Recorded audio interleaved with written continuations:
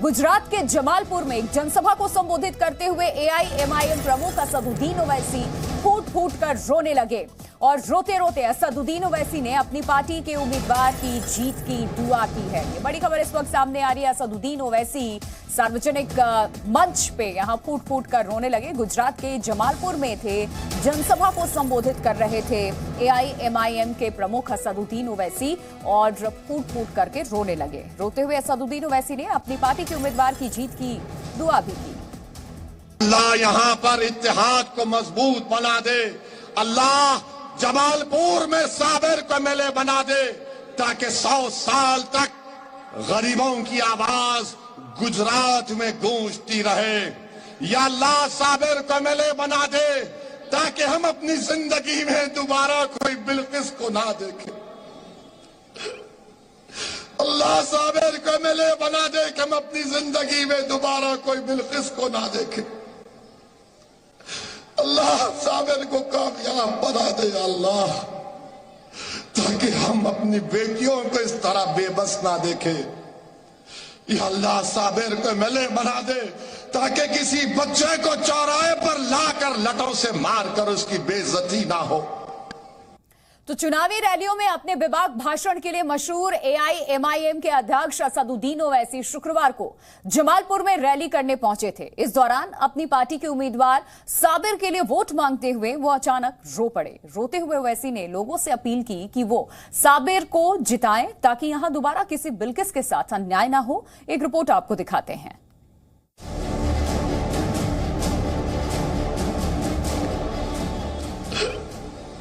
अल्लाह साबिर को एमएलए बना दे कि हम अपनी जिंदगी में दोबारा कोई बिल्किस को ना देखें। अपनी बेबाक बातों और हमलों से विरोधियों की नींद उड़ाने वाले एआईएमआईएम के अध्यक्ष असदुद्दीन ओवैसी अगर किसी रैली में रोने लगे तो देखकर कोई भी हैरान हो जाएगा। लेकिन ऐसा हुआ है।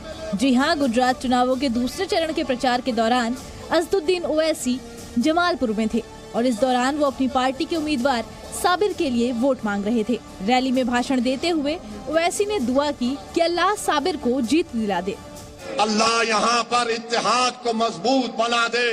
अल्लाह जमालपुर में साबिर को एमएलए बना दे ताकि 100 साल तक गरीबों की आवाज गुजरात में गूंजती रहे।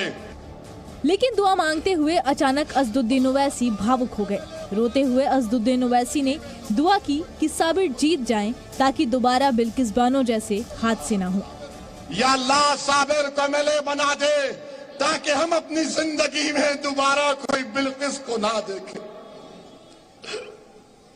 अल्लाह साबिर को एमएलए बना दे कि हम अपनी जिंदगी में दोबारा कोई बिल्किस को ना देखें।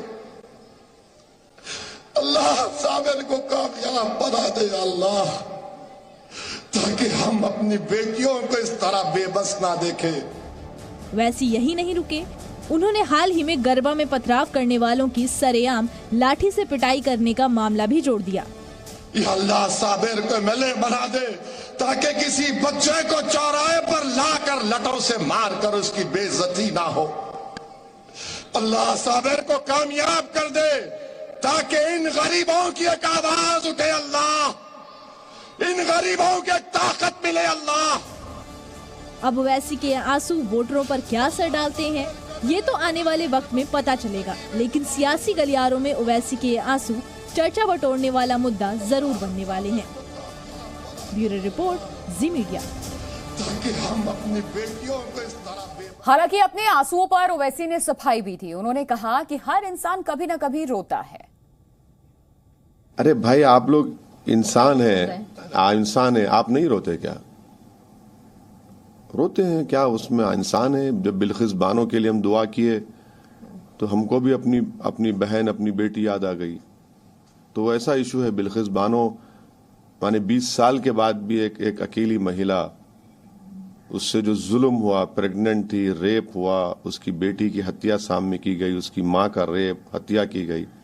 20 साल के बाद भी आज वो इंसाफ के लिए लड़ रही है और अकेले लड़ रही है। आप बताइए कि अब इस पे आदमी नहीं रोएगा तो क्या करेगा? बताइए। अगर आज इस मसले पर अगर आपका दिल नरम नहीं होगा तो फिर इंसान कहलाने को कोई लायक ही नहीं है।